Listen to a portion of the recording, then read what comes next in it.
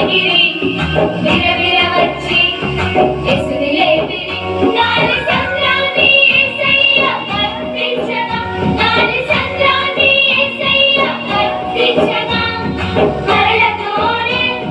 పయనమాయగా తొలి తుర్రు తుర్రు తుర్రు మంటూ పరుగెత్తెను తొలి తుర్రు తుర్రు తుర్రు మంటూ పరుగెత్తెను సిద్ధాల యేసు చిన్ని దోణిలో శిష్యులతో అడుగు పెట్టెను